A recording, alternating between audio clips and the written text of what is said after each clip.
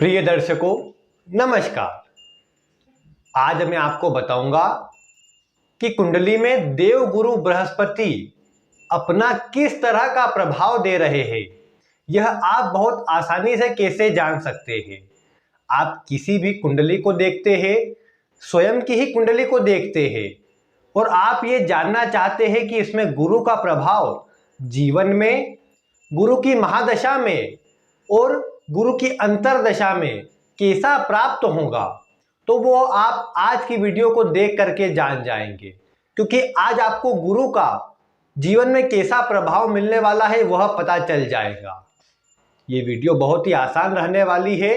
जिन्हें ज्योतिष की ज़्यादा नॉलेज नहीं है वो भी आज की वीडियो को देखेंगे तो निश्चित ही ये जान जाएंगे कि उन्हें गुरु का प्रभाव कैसा प्राप्त हो रहा है। मैं एक एक करके कुछ अलग अलग पॉइंट में आपको बताऊंगा कि गुरु का प्रभाव आपको कैसे निकालना है। इसके पूर्व में आपको शनि और राहु केतु की जानकारी दे चुका हूं। उनकी वीडियो पहले बन चुकी है, आप उसे चैनल पर जाकर देख सकते हैं। आज बारी गुरु की है। गुरु देखा जाए तो कुंडली के सर्वाधिक शुभ ग्रह होते हैं। ये नैसर्गिक शुभ ग्रह है, इसीलिए ये अधिकतर कुंडलियों में, अधिकतर भाव में अपना शुभ ही प्रभाव प्रदान करते हैं। यहां तक कि कुंडली के छठे, 8वें या 12वें भाव में भी गुरु को खराब नहीं कहा जाएगा। ये बात जरूर होती है कि गुरु कुंडली के त्रिक भाव में जाकर के कमजोर हो जाते हैं, लेकिन अच्छी बात यह होती है कि कुंडली के खराब या कमजोर भावों में जाकर के भी गुरु उन भाव की रक्षा करते हैं।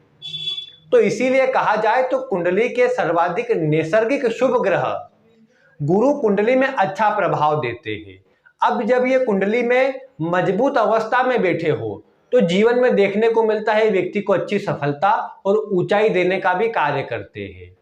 क्योंकि गुरु बहुत सी वस्तुओं के कारक होते हैं। धन के कारक यही होते हैं, मान सम्मान ऊंचाई के कारक गुरु ही होते हैं। जीवन में जो भी व्यक्ति को ज्ञान मिलता है, बुद्धि विवेक व्यक्ति में होता है, उसके कारक यही गुरु होते हैं।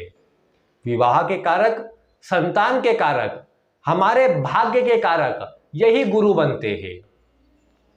तो जब जीवन के इतने क्षेत्रों पर गुरु का प्रभाव है तो इनका मजबूत होना परम आवश्यक होता है। तो इसीलिए आप आज की वीडियो को देख करके जानिए कि गुरु आपके शुभ है या अशुभ है।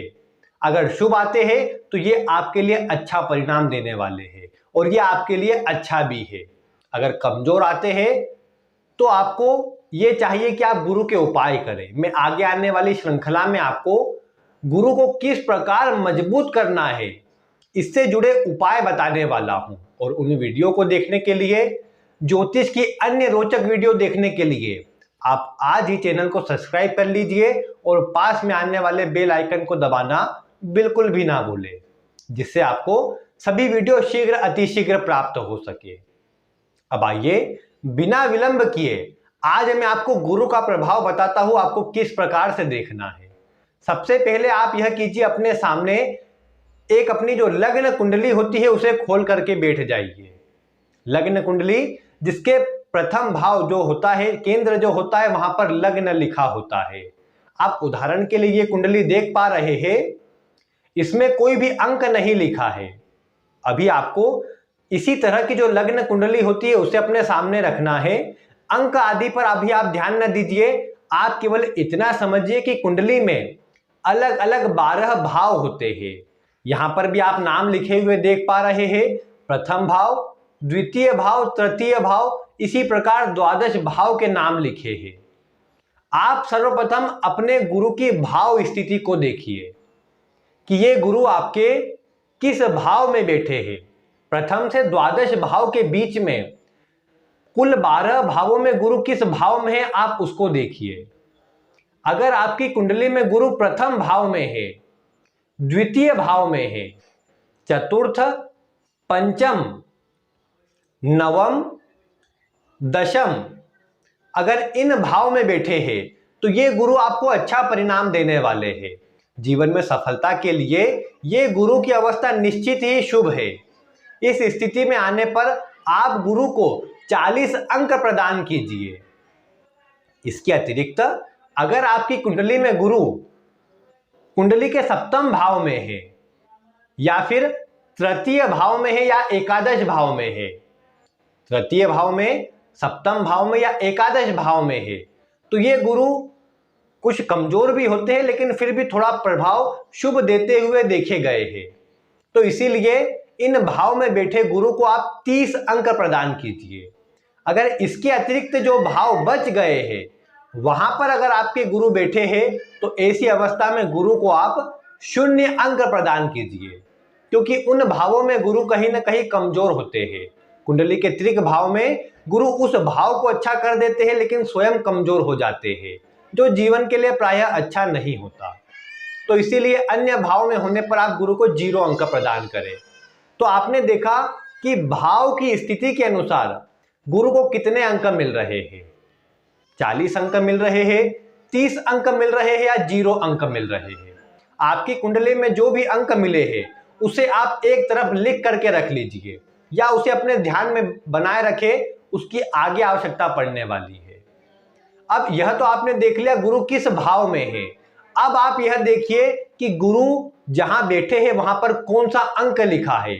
अंक प्रदर्शित करता है राशि को, कौन सी राशि में आपके गुरु बैठे हुए हैं। 1 से लेकर के 12 राशियां होती है, मेष से लेकर मीन पर्यंत।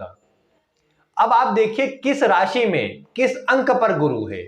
जहां गुरु बैठे हैं वहां पर अगर 1 का अंक है, 4 का अंक है, 5 का अंक है, 8, 9, अगर इनमें से कोई अंक लिखा हुआ है, मेष राशि, कर्क राशि, सिंह राशि, इसके साथ में वृश्चिक राशि और धनु राशि में, इन राशि में से अगर आपके गुरु बैठे हुए हैं तो ये गुरु आपको जीवन में बहुत अच्छा परिणाम देने वाले हैं।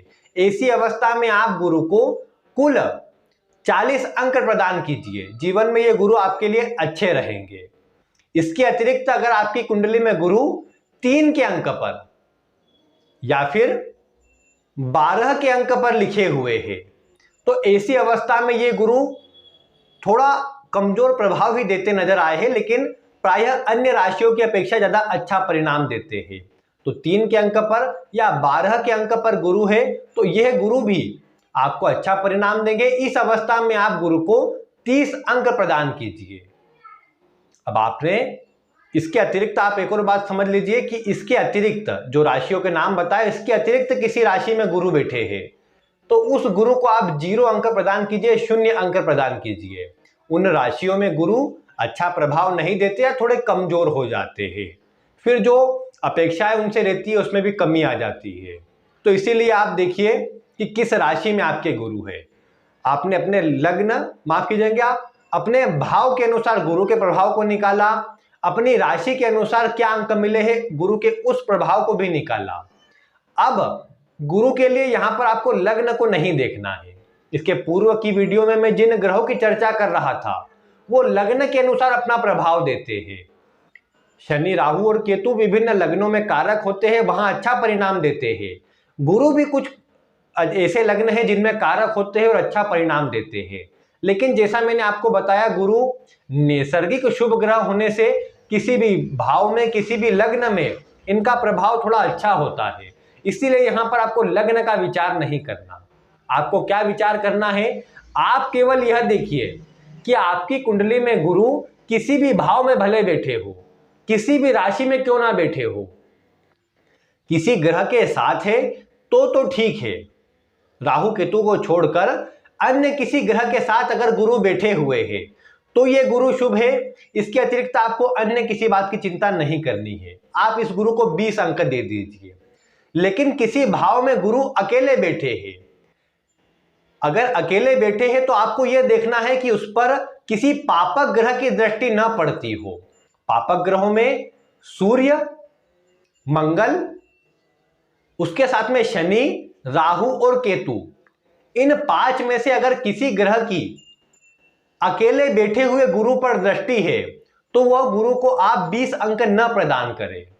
लेकिन अगर गुरु अकेले बैठे हैं, उस पर किसी भी पापक ग्रह की दृष्टि नहीं है, शुभ ग्रह की है चलेगा, लेकिन पापक ग्रह की दृष्टि नहीं है, तो आप गुरु को 20 अंक दे सकते हैं। और गुरु राहु केतु को छोड़कर अन्य किसी ग्रह के साथ है तो आप उस गुरु को 20 अंक दे सकते हैं। अगर गुरु कहीं पर भी बैठे हैं, सूर्य से अस्त भी होते हैं, तो चिंता नहीं करना, उसको 20 अंक देना ही है।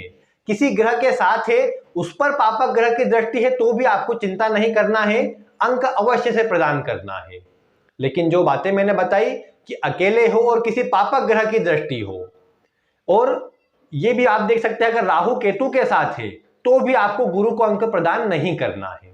20 अंक आप एक्स्ट्रा जोड़ेंगे जब गुरु अच्छी शुभ अवस्था में किसी पापक ग्रह की दृष्टि आदि में नहीं हो या किसी ग्रह के साथ बैठे हुए हो, राहु केतु को छोड़कर। तो उम्मीद है आप समझ गए होंगे कि किस प्रकार आपको देखना है। अब आप यहां पर जो आपको तीनों अंक प्राप्त हुए हैं, गुरु के भाव में स्थित होने का परिणाम, गुरु के किस राशि में बैठे हैं उसके अनुसार परिणाम, और गुरु के जिस भाव में बैठे उसमें दृष्टि युति जो मैंने आपको प्रभाव बताया है उससे जो 20 अंक मिले हैं वह भी आप देख लीजिए। अगर सब प्रकार से गुरु आपके मजबूत आते हैं, यानी आपको 60, 70, 80 या 90 इस तरह का आपको 100 अंक भी अगर प्राप्त होते हैं, 100 के जितने अधिक पास में अंक प्राप्त होंगे, ये गुरु आपके उतने मजबूत रहेंगे और उतना अधिक शुभ प्रभाव आपको प्रदान करेंगे। आप इसका प्रभाव विभिन्न महादशा और अंतरदशा में भी देख पाएंगे। अब ये बात जरूर है कि किस ग्रह की महादशा में कैसी अंतरदशा है, आपस में क्या संबंध है, वो सब भी लागू होता है, लेकिन ये प्रभाव भी आप मिला करके देखेंगे तो जीवन में सटीक ही आपको प्राप्त होगा। फिर विभिन्न राशि लग्न के अनुसार आप इसके प्रभाव को अपने जीवन में उतरता हुआ देख पाएंगे। अगर शुभ प्रभाव प्राप्त हुआ है तो ये आपके लिए अच्छा है, जितना अधिक मजबूत गुरु का प्रभाव आएगा उतना अधिक अच्छा है। लेकिन अगर गुरु कमजोर अवस्था में आते हैं तो आपको उपाय करने चाहिए। कुंडली के नैसर्गिक शुभ ग्रह होने के कारण इनका मजबूत होना परम आवश्यक है। कुंडली के बहुत से भाव के कारक होते हैं, परिणाम स्वरूप जीवन में अच्छा परिणाम भी ये गुरु देने का कार्य करते हैं, और कमजोर हो जाने पर जीवन में कहीं ना कहीं कमजोरी ही अधिक देखने को मिलती है। तो इसीलिए आप आज की वीडियो में देखिए, जो मैंने आपको बातें बताई है उससे गुरु के प्रभाव को निकालिए। अगर आप इस वीडियो को सीख जाएंगे तो किसी भी कुंडली को हाथ में लेंगे और 30 सेकंड के अंदर अंदर आप ये बता देंगे गुरु का परिणाम कैसा है। उम्मीद है आपको गुरु का प्रभाव निकालने में आसानी होगी। अगर कोई प्रश्न आपका रह जाता हो तो आप वीडियो में कमेंट कर सकते हैं, मैं शीघ्र अतिशीघ्र उनके उत्तर देने का प्रयास करूंगा। वीडियो अगर आपको पसंद आई हो तो इसे लाइक करें, अन्य लोगों तक शेयर करना बिल्कुल भी ना भूलें, जिससे अन्य के भी उपयोगी ये वीडियो सिद्ध हो सके। और चैनल पर नए हो तो चैनल को सब्सक्राइब करने के साथ ही पास में आने वाले बेल आइकन को भी दबा दीजिए। मिलते हैं फिर किसी ऐसी ही रोचक वीडियो के साथ। वीडियो देखने के लिए आपका बहुत बहुत धन्यवाद।